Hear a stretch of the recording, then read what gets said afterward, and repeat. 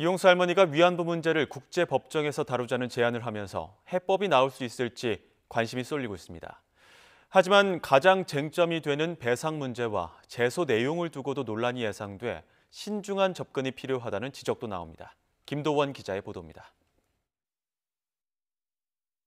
부디 유엔 재판소에 국제법으로 위안부 문제가 판단을 받게 해 주십시오.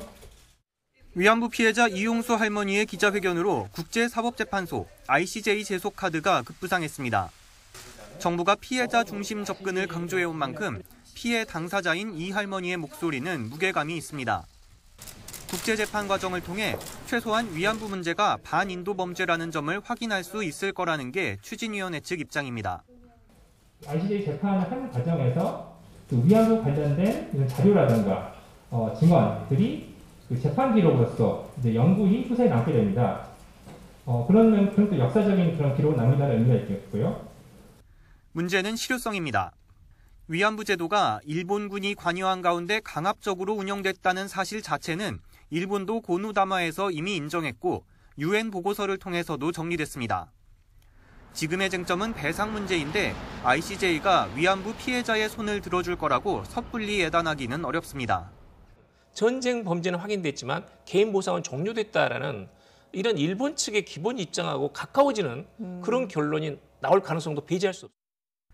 ICJ에 무엇을 제소하느냐도 문제입니다.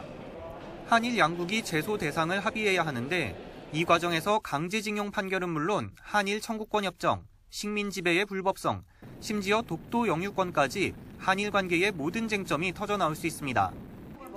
게다가 패소하면 감당하기 어려운 정치적 부담을 질 수밖에 없어 한일 양국이 ICJ 제소를 결정하는 것 자체도 쉽지 않은 일입니다.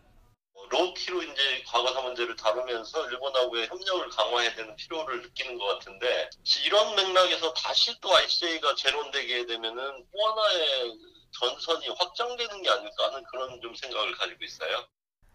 ICJ 재판은 2년 이상 오랜 기간이 걸리고 비용도 상당한 금액이 필요할 것으로 보입니다. 정부는 이용수 할머니 외에도 최대한 많은 위안부 피해자들을 만나 의견을 모은 뒤 신중하게 입장을 검토한다는 방침입니다. YTN 김도원입니다.